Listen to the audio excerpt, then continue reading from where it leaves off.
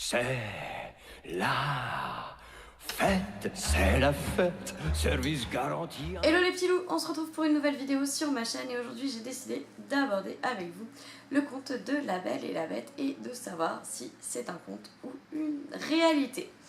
Comme pour beaucoup d'entre vous, j'ai découvert La Belle et la Bête essentiellement grâce à l'adaptation des studios Disney en 1991 où l'univers est juste magique, splendide, et comme tout le monde, si vous n'avez pas rêvé d'avoir cette magnifique robe jaune, je ne sais pas ce qu'il vous faut parce que moi c'est la seule robe de princesse que j'ai envie d'avoir. Donc forcément dans cette adaptation j'ai tout aimé, l'histoire de malédiction qui transforme, et également les gens du château, enfin Big Ben est juste génial, sans parler de lumière, il y a aussi Plumette je crois, oui il me semble qu'il y a Plumette, Zip, Mrs Samovar, la Bête aussi, elle a quelque chose de très attachant. Bon, Belle est forcément mon personnage préféré parce que c'est un personnage qui a un réel écho en moi en fait, sur le principe. Donc, c'était vraiment un personnage sur lequel je pouvais m'identifier, donc je trouve ça génial. Mais voilà, La Belle et la Bête, tel qu'on le connaît en fait, a été inspiré d'un conte écrit par Madame le Prince de Beaumont en 1756. Mais il faut savoir que c'est pas le conte d'origine. Le conte d'origine a été écrit en 1740 par Madame de Villeneuve. Et donc là, on va se retrouver dans un contexte complètement différent. C'est-à-dire qu'en fait, le père de Belle n'est pas un inventeur loufoque comme nous, on le connaît dans les dessins animés. Belle n'est pas fille unique non plus, elle a 2 sœurs et 2 frères dans mon souvenir. Leur père est un vendeur de marchandises qui va se retrouver ruiné du jour au lendemain. Ils vont devoir aller vivre à la campagne et là ça va être le désastre pour les sœurs de Belle qui sont complètement futiles et qui ne rêvent que d'une chose, c'est de vivre à la cour et d'avoir les plus belles robes, hein.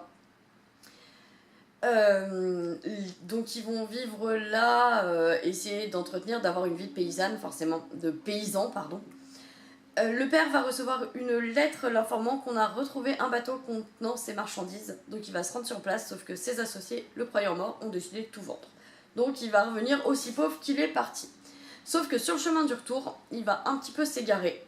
Et il va croiser un énorme château dans lequel il va aller prendre refuge parce qu'il fait froid, il a faim, il a sommeil. Donc il va aller s'y installer, essayer de savoir qui est l'hôte de ce château sans jamais le voir. En repartant, au moment où il décide de repartir, il voit un énorme rosier sur lequel il va couper une rose parce que sa fille, Belle, la seule chose qu'elle lui a demandé, c'est une rose. Malheureusement, la Bête, elle va pas du tout apprécier. Du tout qu'il lui ait volé une rose et donc va lui proposer à ce moment-là un marché. Soit, donc il peut rentrer chez lui en emportant un coffre où il met ce qu'il veut dedans, donc des pièces d'or, des robes, enfin tout ce qu'il veut. Soit il rentre chez lui et revient dans un mois se livrer en tant que prisonnier.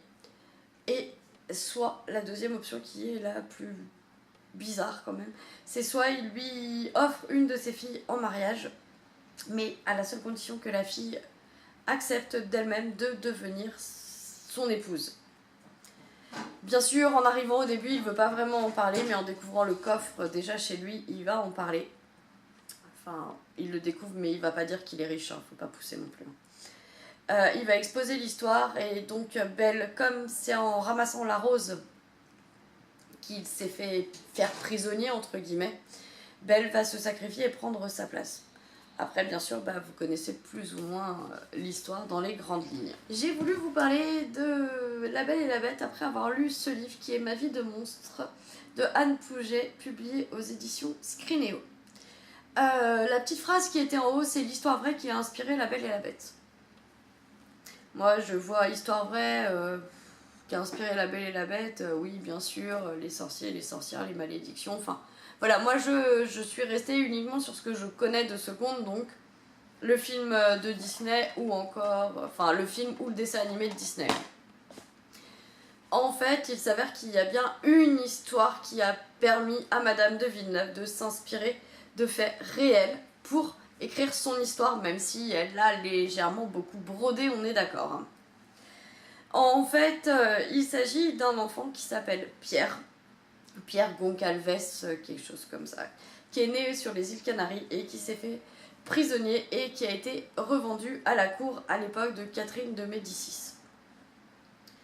En gros, le roi s'est pris d'affection pour cet enfant chien et il a voulu savoir s'il pouvait lui donner une éducation et il s'est rendu compte que oui, normal, c'est un humain comme vous et moi, c'est pas juste une bête de foire. Donc il lui a donné une belle éducation et il s'avère que Pierre derrière est devenu conseiller à la cour et également conseiller financier. Catherine de Médicis qui a dit mais moi j'ai une super ménagerie, j'aimerais bien avoir des bestioles comme ça, en parlant de Pierre forcément. Donc ce que notre chère Catherine de Médicis a fait, elle a trouvé une épouse parmi les courtisanes de la cour qui s'appelle donc Catherine également, et donc elle lui a fait épouser Pierre. De cette union sont nés 6 enfants. Bon, forcément, la première naissance, un enfant tout à fait normal, qui n'a pas la malformation génétique de leur père, c'est-à-dire des poils partout sur le corps. On fait bon, d'accord, machin. Donc sur 6 enfants qu'ils ont eu, nous en avons 3 qui avons cette malformation. Moi après, je lis le truc, je me dis ouais, bon quand même, c'est un peu tiré par les cheveux. Et ce qu'a fait l'auteur de très bien dans ce livre, c'est qu'à la fin du livre, elle vous propose ce qui est vrai et ce qui est inventé. Donc le contexte historique, on est sous Catherine de Médicis à l'époque de la guerre entre la religion chrétienne et la religion protestante. Donc vous êtes au cœur de la Saint-Barthélemy. La Saint-Barthélemy est en plein milieu de cette histoire. Donc elle vous propose ça, elle vous parle des personnages, donc de la famille, de la cour de Catherine de Médicis, parce que forcément Catherine de Médicis, c'est celle qu'on connaît mieux que ça, mais elle va aussi vous parler de peintres. Parce qu'au bout d'un moment, on nous parle d'un voyage en Italie, d'une peintre, qui va faire le portrait donc de la jeune fille héroïne de cette histoire. Et à la fin, donc l'auteur nous précise que les tableaux sont exposés au château de Blois. Ni une ni deux, j'ai fait un petit tour sur internet. Et oui, il s'avère que ces personnages ont réellement existé avec cette malformation là, et c'est ce qui a permis à Madame de Villeneuve, une centaine d'années plus tard je crois, parce que désolée, je vais pas noter toutes les dates, je suis vraiment désolée, je fais ça.